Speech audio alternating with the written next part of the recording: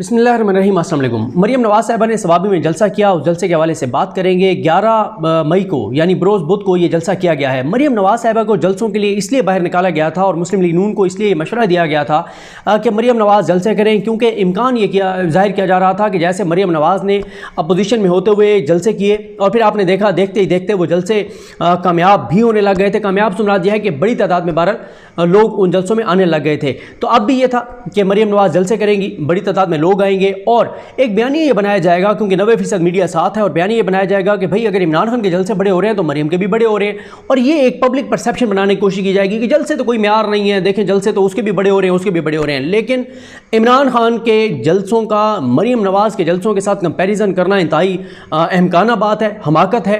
कोई कंपैरिजन नहीं है। इमरान खान के जलसे देखें और मरियम नवाज़ के जलसे देखें। हालांकि मरियम नवाज़ के जो जलसे हैं, इन जलसों को 16 जमातों की हमायत हासिल है, 16 जमातों की हुकूमत है, 16 जमातों के वसाइल हैं, हुकूमती वसाइल हैं, सब कुछ इनके साथ है। उसके बावजूद आप जलसे देख लें, आपके सामने हैं। और फिर 5-6 एंकर्स रखे हुए हैं गरीदा फारूकी जैसे, जो बाद में फिर ट्वीट्स करते हैं, उनको मरियम रीट्वीट करती है। बहुत अवाम थी, ताहद निगाह अवाम थी, अवामी अवाम थी।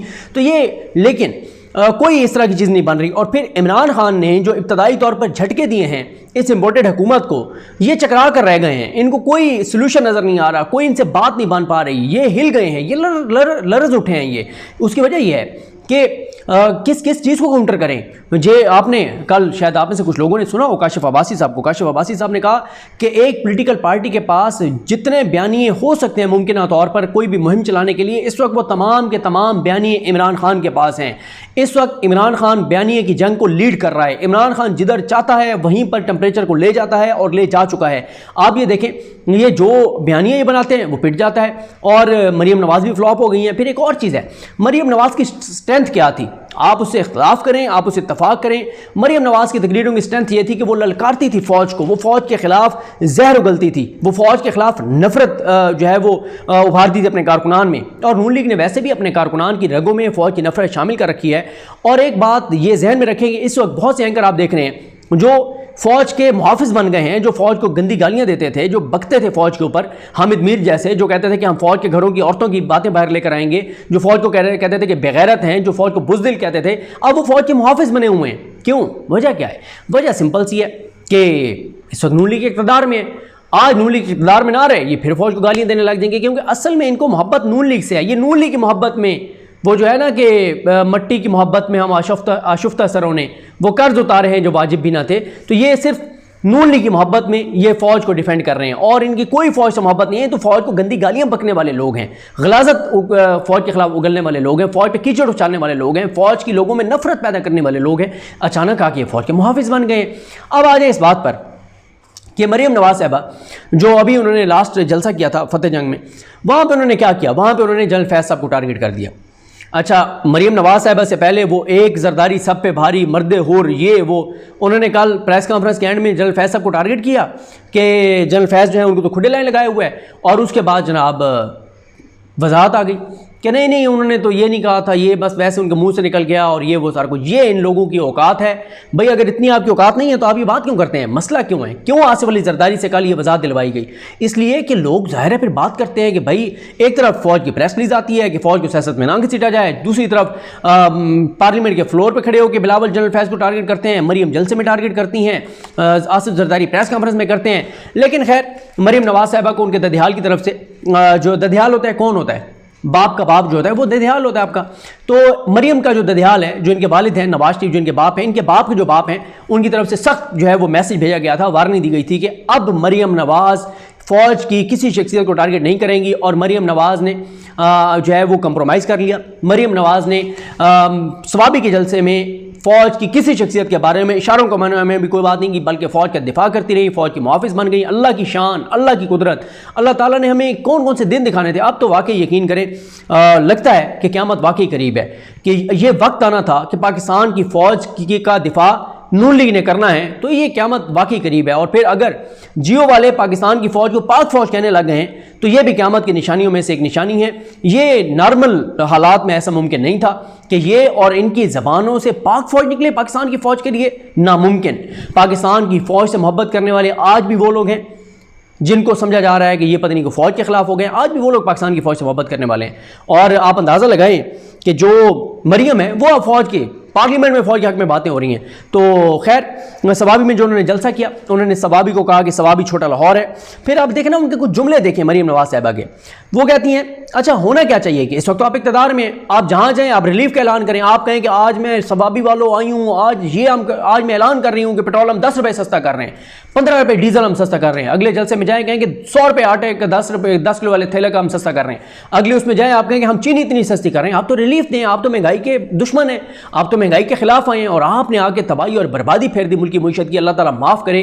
पाकिस्तान में ये बातें होने लग गई हैं कि पाकिस्तान जो है वो श्रीलंका के हालात की तरफ जा रहा है। अल्लाह ताला माफ़ करे, अल्लाह ना करे, अल्लाह ना करे, अल्लाह ना करे। अच्छा, मरियम नवाज़ की जुमला सुने, शुक्र है महंगाई का कहर बनकर टूटने वाले से पाकिस्तान की जान छूटी। एक महीने में जो आपने कर छोड़ा है, इमरान खान 3.5 साल मेहनत करके उस बंदे ने जो एक्सपोर्ट्स बढ़ाई, इन्होंने आके तबाही और बर्बादी फेर दी है। जो खाम माल है उसके ऑर्डर्स कैंसिल किए जा रहे हैं और उसका नुकसान ये होगा कि हमारी एक्सपोर्ट्स गिर जाएंगी। वो एक इमरान खान का क्रेडिट था, उसने दिन रात लगाकर हर तरह से मेहनत करके एक्सपोर्ट्स बढ़ाई और ये अब आगे पाकिस्तान की तबाही और बर्बादी कर रहे हैं।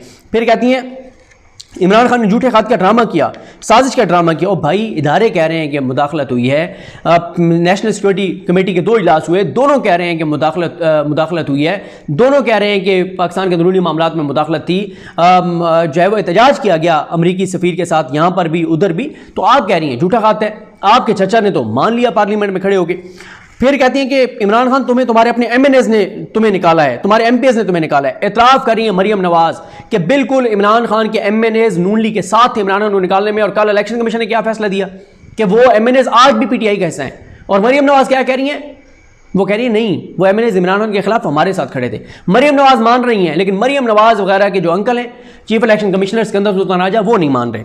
उसके बाद मरियम नवाज़ कहती हैं कि तुम्हारे इक़्तिदार में होते हुए तुम्हारे MNAs ने शेयर का टिकट हमसे मांगा। यही बात तो PTI वाले कह रहे हैं, यही बात फैसल चौधरी कह रहे हैं कि भाई वो तो हमारी हुकूमत होते हुए उन्होंने नून लीग ज्वाइन कर ली थी, उनकी पार्लिमानी पार्टी, और वो उनसे टिकट मांग रहे थे। उसके बाद वो तोशा खाना वाली बात, फराह खान वाली बात। और भाई तोशा खाना वाली बात अगर सच है, फराह खान वाली बात सच है, केसेस बनाओ, गिरफ्तार करो, बात खत्म।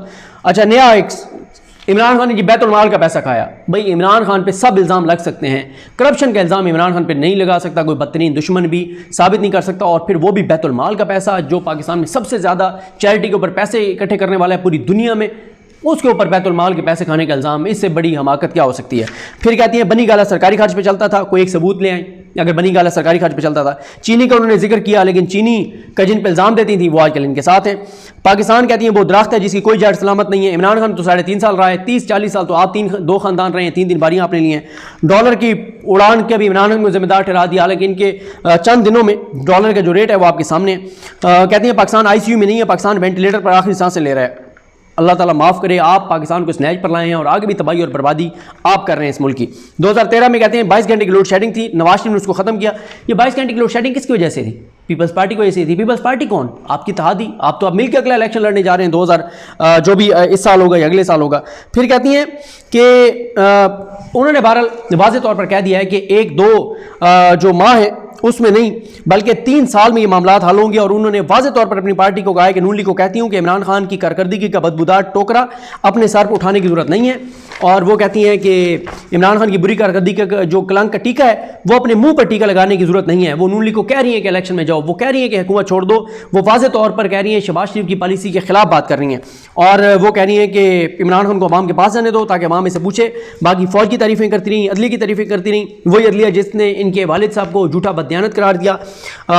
इमरान खान को कहती है कि तुम इदारों को मीर जाफर मीर सादी कहते हो, तुम्हारी गलाजत का टोकरा फ़ौज अपने सर पर क्यों उठाए। और ये जनाब मरियम साहिबा का खिताब था।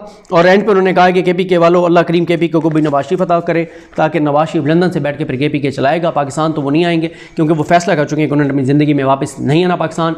ये सूरत हाल है। नवाज शरीफ जो हैं, जो मरियम नवाज़ हैं, उन्होंने जनरल फैज़ साहब का नाम नहीं लिया, उनका सॉफ्टवेयर अपडेट हो गया है।